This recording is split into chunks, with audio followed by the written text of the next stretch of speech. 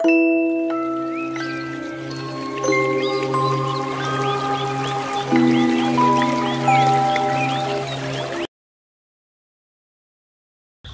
3 hari berturut-turut hujan turun di kampung ini. Pos ronda terlihat sepi. Tidak ada orang yang akan mau, apalagi repot-repot pergi berjaga di kampung dengan kondisi dingin seperti ini. Hal itulah yang dipikirkan oleh Mbah Gimol. Saat itu usianya masih terbilang masih muda, berkisar 30-an. Kaget bercampur penasaran, karena di pos ronda yang jaraknya hanya sekitar beberapa meter dari rumah Mbah Gimon, ada seseorang yang tengah duduk di sana, sendirian, dengan bercahayakan lampu Petromax yang menyala-nyala. "Siapakah gerangan?" kata Mbah Gimon dalam hati. Namun, rasa penasaran itu ditepis begitu saja, karena yang tersirat dalam pikiran Mbah Gimon hanyalah mungkin anak muda yang sedang mencari angin, atau mungkin orang yang berteduh dari rintiknya hujan, sembari menikmati suasana malam itu. Anehnya, kejadian ini terjadi berkali-kali. Setiap malam, dikala hujan turun dan tidak ada warga yang satupun pergi keluar, selalu saja ditemui sosok itu tengah duduk sendirian. Karena rasa penasaran yang semakin lama semakin menggunung, maka malam itu, ketika hujan turun kembali, ditemuilah sosok itu. Dan benar saja, sosok itu seperti sudah menunggunya. "Assalamualaikum," kata Mbah Gimon menyapa. Rupanya, yang ada di hadapannya adalah seorang pemuda tanggung, lebih muda dari Mbah Gimon. Saat itu, pemuda itu tidak menjawab salamnya.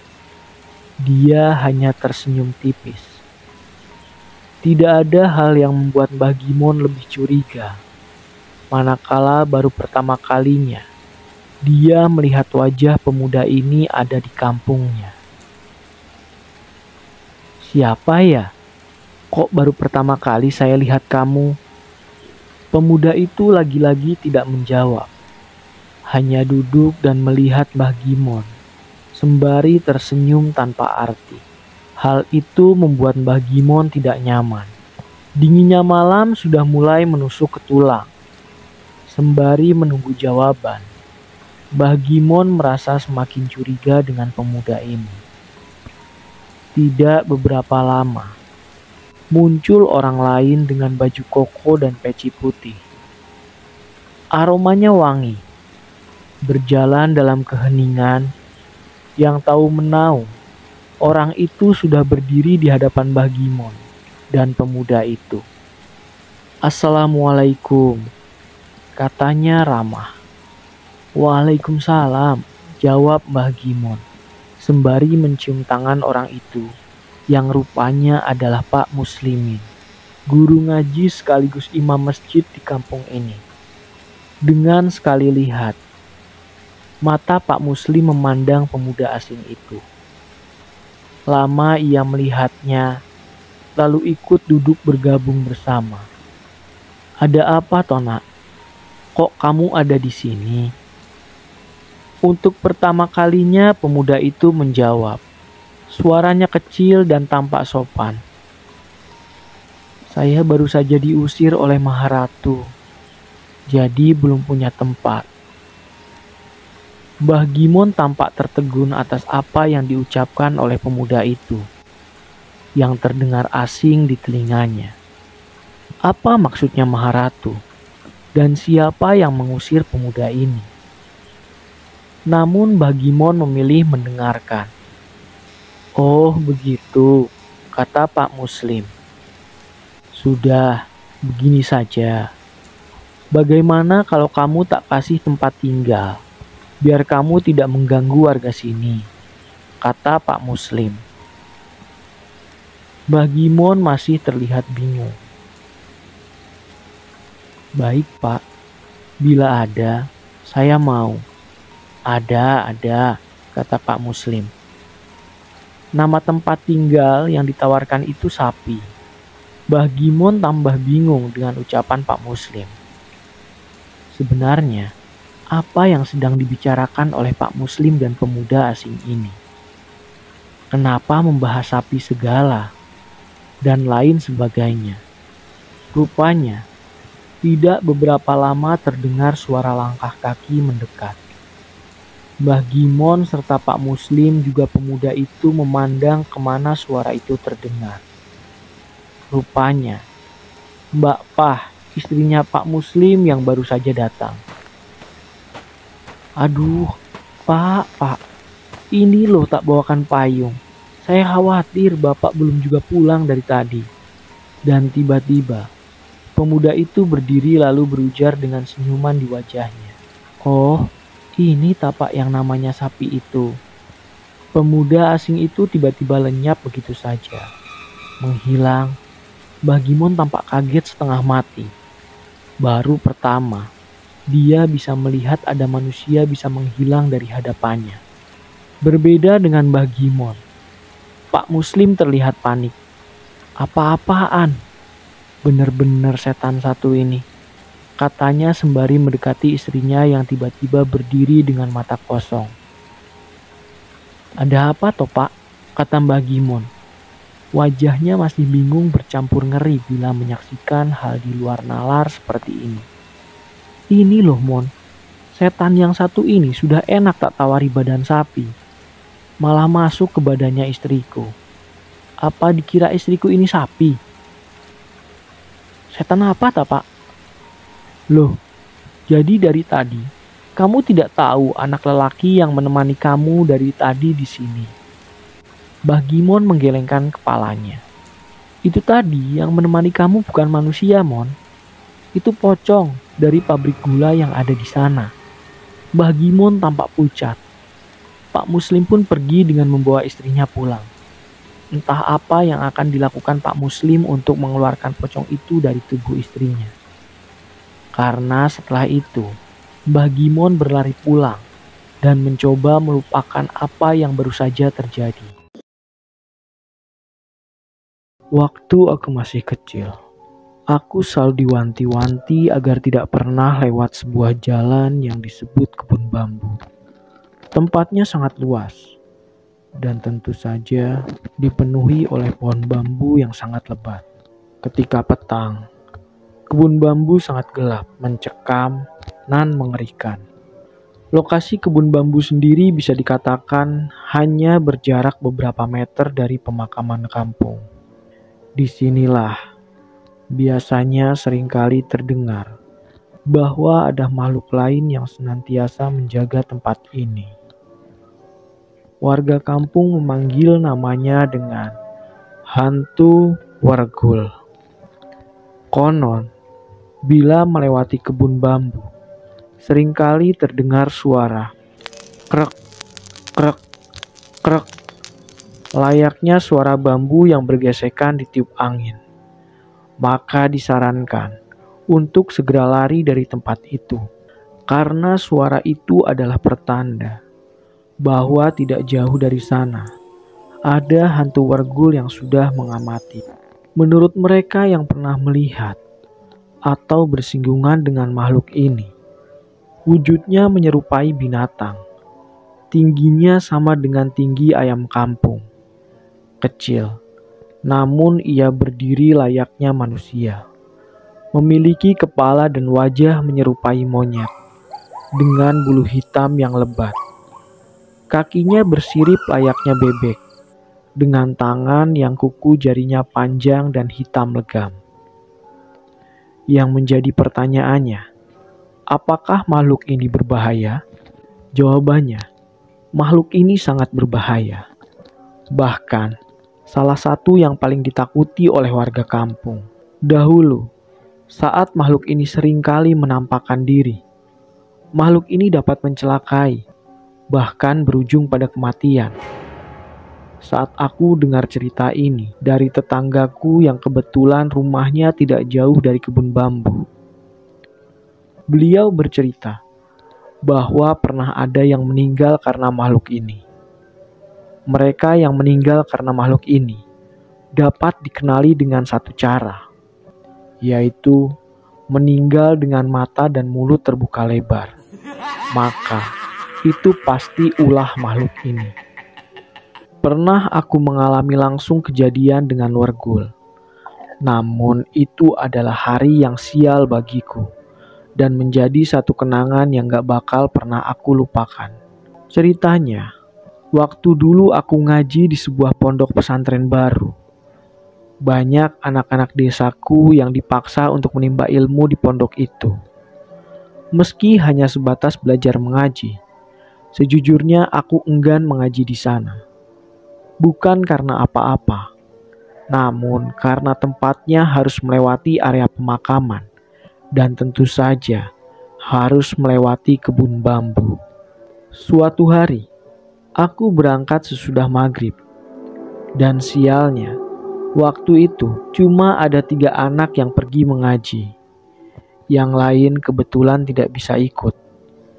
Sebut saja, aku, Udin, dan Jamal. Kami berangkat bersama-sama. Sebenarnya, sebelum Isya seharusnya kami sudah pulang. Namun, karena terkendala sesuatu, akhirnya kami baru bisa pulang pukul 9 malam. Setelah bersiap pulang, tidak lupa di tangan kami ada obor sebagai penerang jalan. Karena pada waktu itu, tidak ada yang namanya lampu jalan. Melewati areal pemakaman bikin aku merasa gak nyaman. Berkali-kali aku bilang permisi, meski di dalam hati. Bukan cuma aku saja, Jamal dan Udin pun melakukan hal yang sama. Kami semua tidak mau memandang areal pemakaman yang selalu tercium aroma melati. Ketika sudah sedikit berjalan jauh dan meninggalkan areal pemakaman, maka tibalah kami di kebun bambu.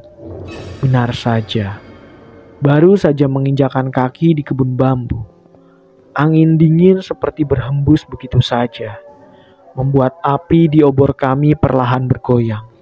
Lalu tiba-tiba kami semua mendengarnya. Krek, krek, krek. Kami berpandangan satu sama lain. Tahu akan apa yang akan menimpa kami. Tanpa pikir panjang, aku langsung melihat ke sana kemari, bersiap mengambil ancang-ancang untuk segera meninggalkan tempat ini. Udin yang pertama lari, diikuti Jamal, dan terakhir aku. Entah apa yang aku pikirkan, malam itu jauh lebih gelap dari biasanya. Aku lari tanpa memperdulikan sandal yang terlepas dari kakiku. Sandal bisa dicari besok hari, tapi kalau nyawa, kemana aku harus mencarinya? Udin dan Jamal sudah menghilang dari pandanganku. Memang sial betul, karena aku yang paling kecil saat itu. Langkah kakiku gak selebar mereka berdua. Belum juga aku memikirkan itu, tiba-tiba kakiku terprosok masuk saat tersandung sulur-sulur bambu yang aku gak lihat. Sontak aku terjatuh dengan wajah menghantam ke tanah. Keras sekali, sampai keningku sakit sekali.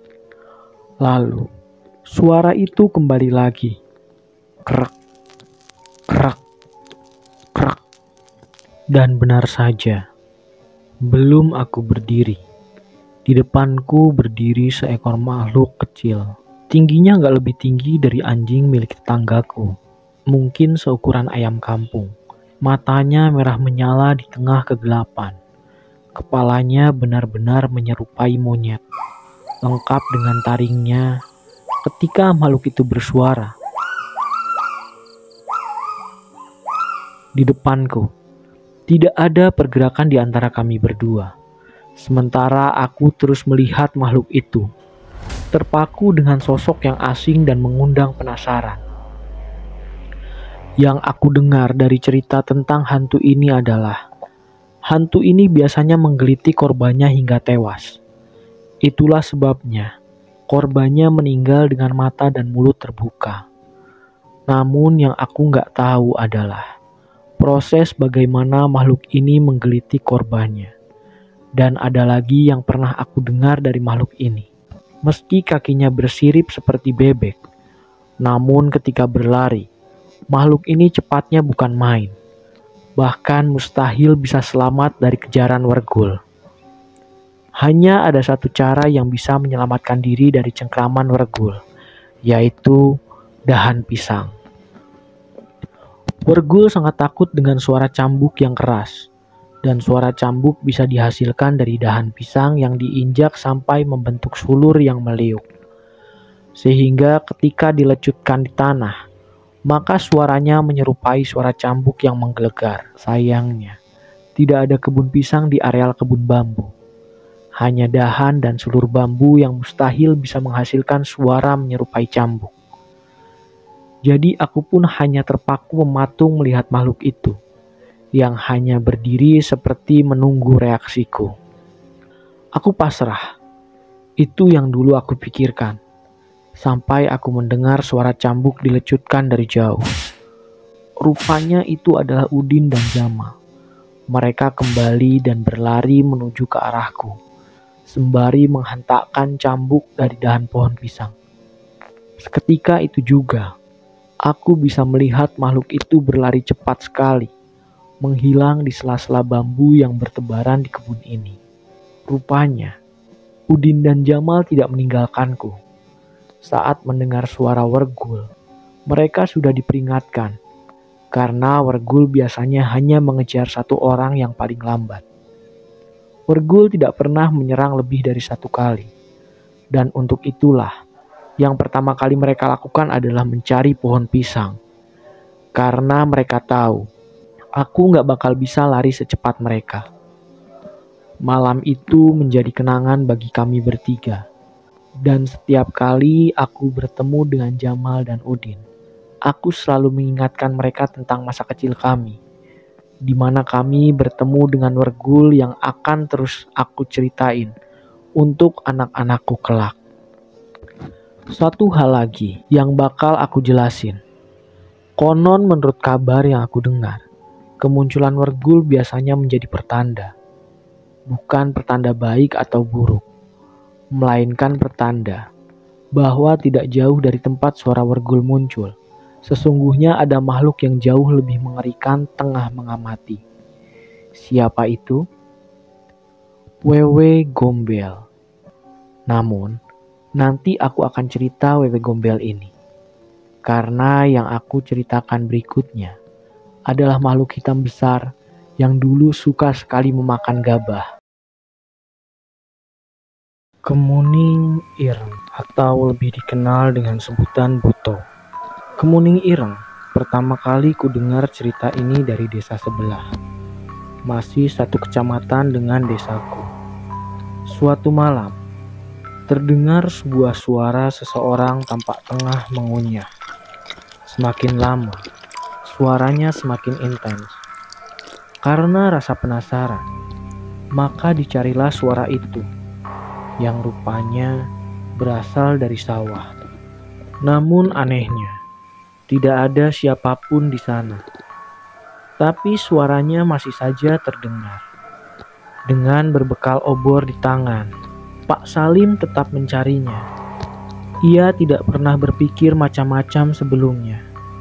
Berjalan di atas serumputan basah di samping sawah, Pak Salim mencari sumber suara itu. Sampai ia berhenti di atas tumpukan padi yang sudah dibabat dan menyisakan akar liarnya. Di sana Pak Salim melihatnya. Sesosok makhluk yang tingginya hampir setara dengan pohon mengkudu. Besarnya kurang lebih 3 lelaki dewasa gemuk. Kulitnya hitam legam, dengan mata kecil di wajah. Sosok itu menyaruk-nyaruk bekas gabah, memasukkannya ke dalam mulutnya yang besar. Seolah-olah makhluk itu sudah lama tidak pernah makan. Melihat itu, Pak Salim sampai harus menahan nafas, karena Pak Salim tahu makhluk apa yang ada di hadapannya. Menunggu sendirian, Pak Salim masih menunggu makhluk itu pergi. Dan benar saja, setelah puas melahap habis sisa gabah di depannya, makhluk itu pergi. Langkahnya tersaruk-saruk. Yang Pak Salim ingat hanya satu. Bau tubuhnya seperti bau ubi dipanggang dalam api. Berpikir bahwa Pak Salim sudah aman, beliau menceritakan ini pada semua orang. Beberapa menanggapi dengan tidak percaya, yang lain menanggapi dengan ngeri. Dan yang membuat Pak Salim harus menahan ludah adalah ketika Pak Salim bercerita pada tetangganya. Wajahnya pucat mendengar tutur kalimat Pak Salim, seolah setiap kalimatnya seperti racun. Dengan gagap, tetangga Pak Salim memberitahu sebuah mitos tua tentang makhluk yang suka memakan gabah, kemuning ireng. Menurut kepercayaan, kemuning ireng memang berkeliaran setiap malam. Biasanya, ia hanya memakan sisa gabah dari sawah yang baru saja dipanen. Dan sesiapa yang melihat kemuning ireng untuk menjaga lisannya dan tidak menceritakannya kepada siapapun. Karena orang Jawa percaya, kemuning ireng muncul biasanya diikuti oleh pertanda bahwa di musim berikutnya sawah itu akan panen kembali dengan hasil yang lebih memuaskan. Namun, ada satu pantangan yang tidak boleh dilakukan. Sesiapa yang melihat kemuning ireng dilarang keras menceritakan wujudnya pada siapapun, karena kemuning ireng bisa mencium aroma darah manusia. Dan bila malam itu Pak Salim berpikir bahwa makhluk itu tidak tahu bahwa Pak Salim memergokinya, sepertinya Pak Salim harus berpikir kembali.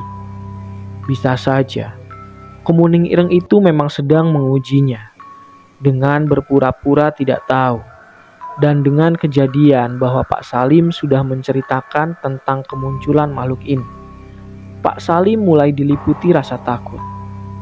Setiap malam, beliau akan berhenti di pintu rumah, melihat keluar dari jendelanya, berharap makhluk itu tidak datang menemuinya.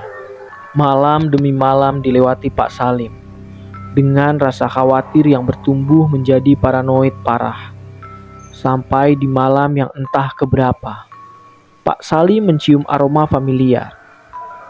Ya, tentu saja aroma ubi yang baru saja dibakar di bara api. Pak Salim terdiam, melihat sesuatu mendekati.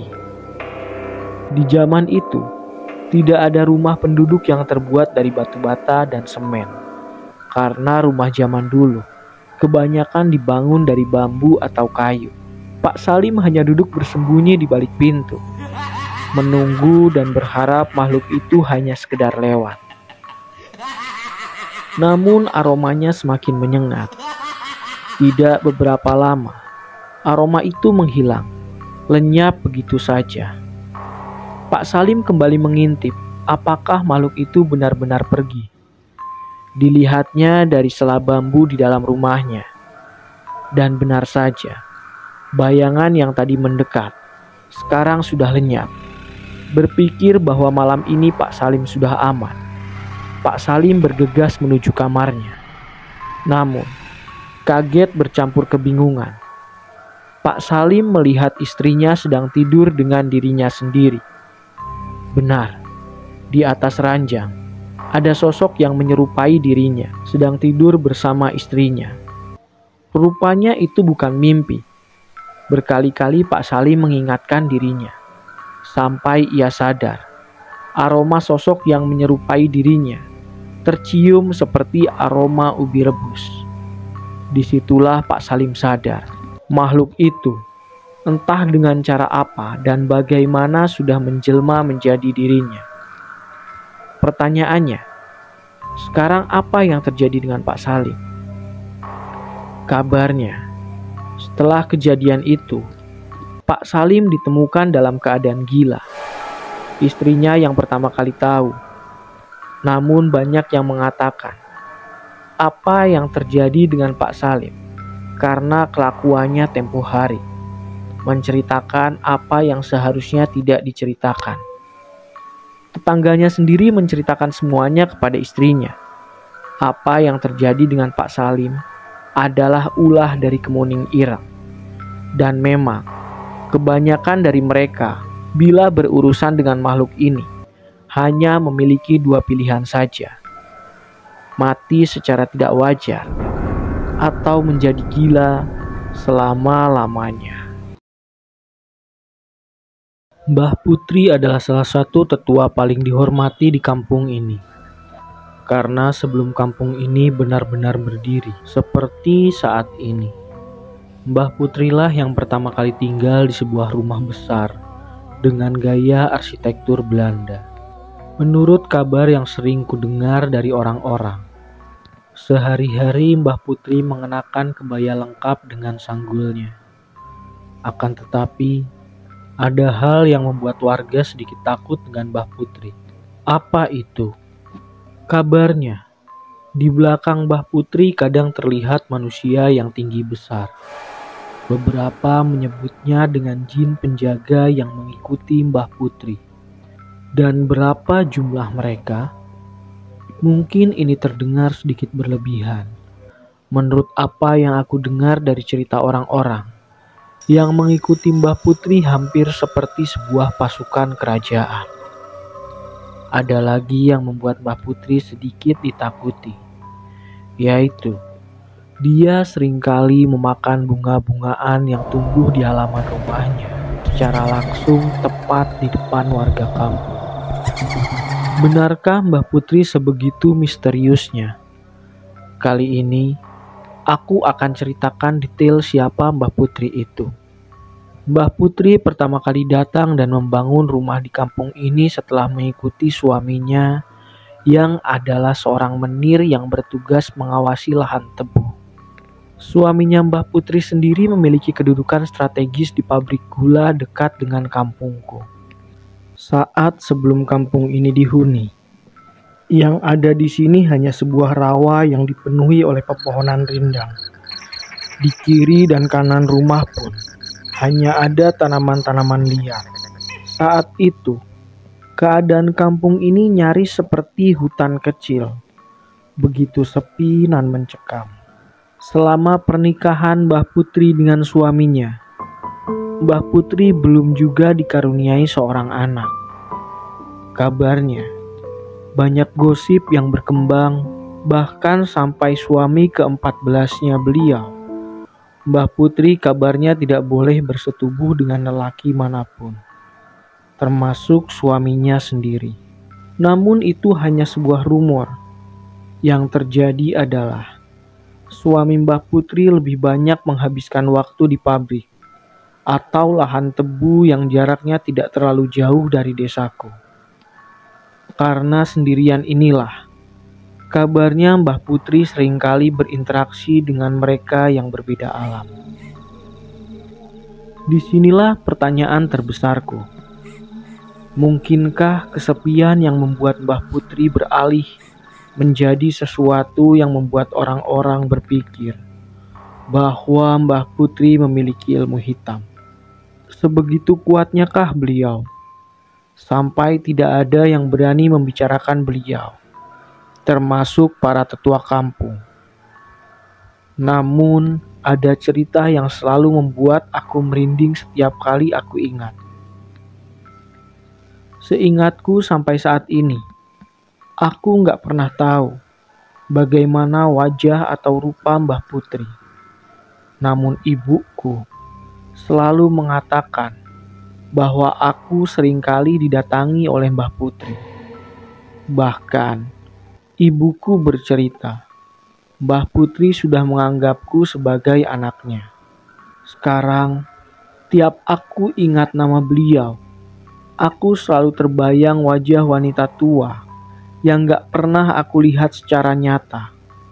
Namun wajah wanita tua itu selalu terkenang, termasuk ketika aku melihat Nini Towo. Wajahnya nyaris sama persis. Mungkinkah itu wajah Mbah Putri? Aku juga tidak tahu. Kembali ke cerita Mbah Putri. Disinilah dulu Mbah Putri kabarnya pernah membuat sebuah patung kecil yang dibuat dari jerami dan batok kelapa. Patung itu tepat diletakkan di depan rumahnya. Pernah membuat sebuah patung kecil yang dibuat dari jerami dan batok kelapa. Patung itu tepat diletakkan di depan rumahnya. Setiap hari, patung itu terus bertambah. Lagi, dan lagi. Sampai halaman Mbah Putri penuh dengan patung itu. Ketika suaminya pulang, beliau kaget dengan apa yang terjadi di dalam rumah mereka. Disinilah awal kengerian itu muncul. Karena patung yang lebih terlihat seperti boneka pasak itu, kabarnya di setiap patung jerami itu ada jin yang mendiaminya. Setiap malam, ketika hari mulai gelap, seringkali terdengar suara-suara dari luar rumah yang membuat suaminya tidak nyaman. Berbeda dengan suaminya, Mbah Putri senantiasa memasang wajah penuh senyuman yang diartikan seperti melihat anaknya sendiri. Lambat laun, suaminya semakin lama kesehatannya semakin menurun. Beliau menjadi lebih sering sakit-sakitan. Mbah Putri tetap berjalan. Mbah Putri tetap menjalankan kewajibannya sebagai istri, merawat dan menemaninya, bahkan sampai ajal menjemputnya. Mbah Putri kemudian kembali menikah. Suami keduanya juga bernasib sama. Lama-kelamaan, entah apa yang terjadi di rumah itu, tiba-tiba saja jatuh sakit. Lalu kemudian berujung pada maut kembali. Di sini, mulai banyak pendatang yang menempati lahan di kampung ini. Disinilah kakekku membuka lahan pertama. Yang anehnya, saat kakekku datang, dia sempat bertamu ke rumah Mbah Putri. Berceritalah kakekku waktu itu. Rumah Mbah Putri kabarnya ramai oleh suasana tidak mengenakan. Dan benar saja, rupanya pasak-pasak yang dipasang memang bukan pasak sembarangan. Rupanya itu adalah cara Mbah Putri melindungi dirinya. Melindungi dari apa? Nanti aku jelasin. Karena sejujurnya, cerita Mbah Putri ini sangat panjang. Di pernikahan berikutnya, Mbah Putri baru diketahui bahwa beliau adalah Bahulawean. Apa itu Bahulawean? Bahulawean adalah mereka-mereka yang umumnya sudah disukai oleh jin sejak pertama mereka lahir. Sejak pertama mereka lahir, jin ini tidak pernah berniat merasuki atau mencelakai. Sebaliknya, mereka menjaga si Bahulawean. Namun dengan catatan, tidak boleh ada yang berani-berani mendekati seorang Bahulawean, apalagi menikahinya. Karena jin ini akan terus dan terus membuat pasangan Bahulawean tersiksa lalu kemudian meninggal. Cara membunuhnya, menurut orang yang tahu perihal fenomena ini, setiap malam hari ketika sudah terlelap, jin ini akan menghisap darah pasangannya perlahan-lahan, dan hal inilah yang lambat laun menjadi rasa sakit hingga berujung kematian. Namun biasanya Bahulawean hanya berakhir di pernikahan ketujuh, karena setelah pernikahan ketujuh, Bahulawean terlepas dari ikatan jin itu. Yang menjadi pertanyaannya, kenapa Mbah Putri bisa menikah hingga 14 kali? Jawabannya, karena yang ikut Mbah Putri bukan hanya satu jin, melainkan satu pasukan jin. Jadi, aku akhiri soal Mbah Putri dan Bahu Lawean. Nyai Pigih. Tidak ada yang tidak tahu bila mendengar nama Nyai Pigih, terutama warga RT 5. Karena kabarnya, Nyai Pigih tinggal di area ini. Desa ini memiliki 6 RT, di mana RT 5 adalah RT yang paling dekat dengan rawa dan area pemakaman kampung. Serta RT 5 merupakan RT yang paling sepi warganya. Bahkan, jarak satu rumah ke rumah lain sangat jauh. Selain itu, RT 5 juga adalah RT yang paling subur, sejuk, dan nyaman karena masih ditumbuhi banyak pohon.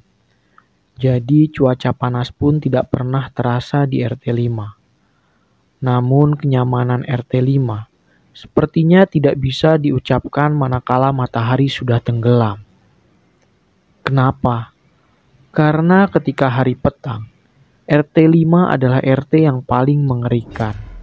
Bukan hanya karena sepi dan gelap gulita, namun karena banyaknya aktivitas dunia lain yang kadangkala bersinggungan dengan warga, termasuk kehadiran Nyai Pigih. Siapa Nyai Pigih?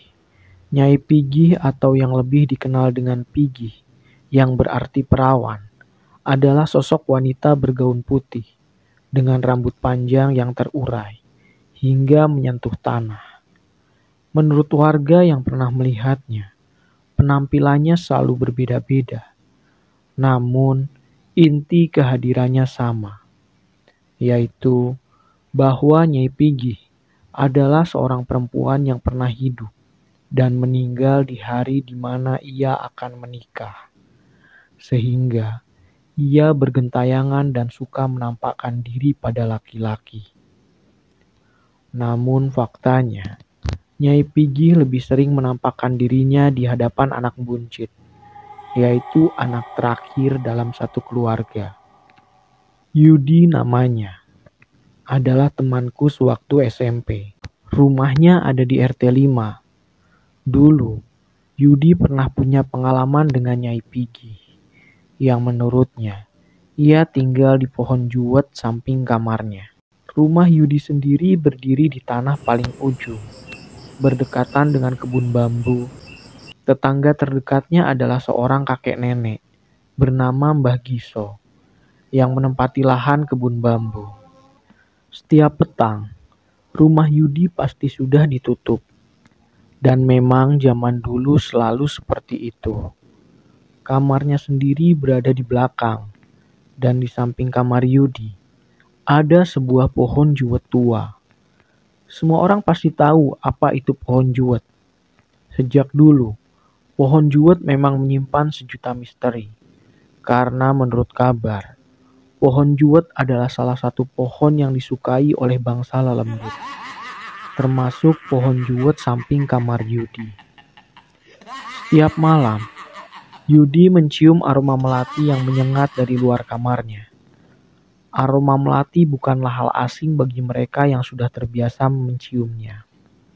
Karena mitosnya, aroma melati seringkali dikaitkan dengan kehadiran 3 makhluk.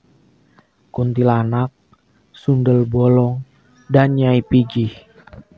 Namun kali ini, tidak hanya aroma melati yang tercium, namun sebuah ketukan di jendela kayu kamar Yudi.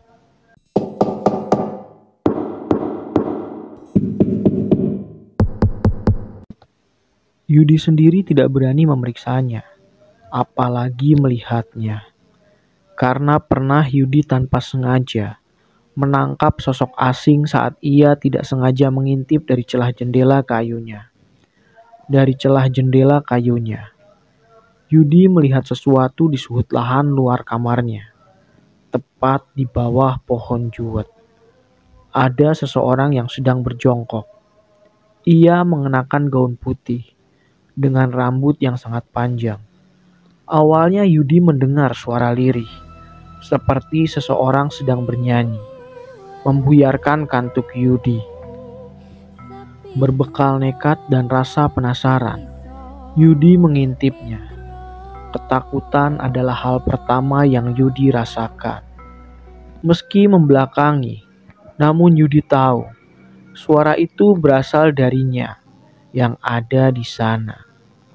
Nadanya hampir menyerupai nada sinden yang biasa terdengar di pagelaran wayang.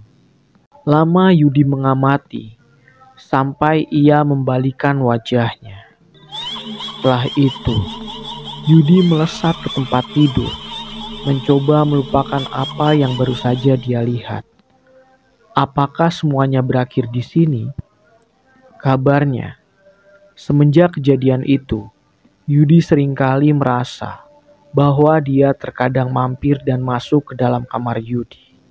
Yang paling tidak akan bisa Yudi lupakan adalah ketika Yudi melihatnya duduk di almari baju Yudi, menatapnya dengan bibir tersenyumnya. Meski begitu, Yudi mengatakan bila Nyai Pigi tidak pernah sampai membuatnya celaka. Hanya menampakkan dirinya sesekali, seolah memberitahu eksistensinya di hadapan Yudi, bahwa dia juga tinggal di sini. Ada satu jalan di kampungku yang bisa dikatakan paling dihindari oleh warga. Karena di jalan ini, seringkali terlihat seorang wanita yang cantik dan jelita, tengah duduk menunggu pedagang keliling lewat.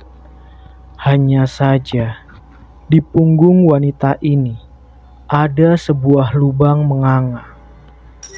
Ya, warga kampung memanggilnya Sundel Bolong.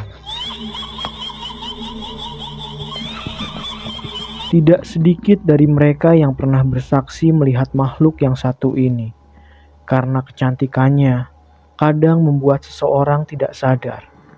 Termasuk Cak Mun, yang dulu seringkali berjualan bakso dagangannya di kampungku. Setiap kali ia akan lewat jalan itu, seolah-olah firasatnya selalu diliputi perasaan tidak enak.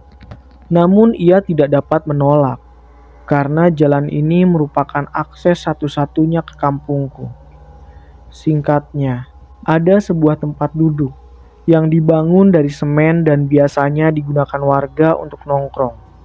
Karena tempatnya sendiri berada di perempatan antara RT 3 dan RT 4. Disinilah biasanya terlihat seorang wanita tengah duduk sendirian.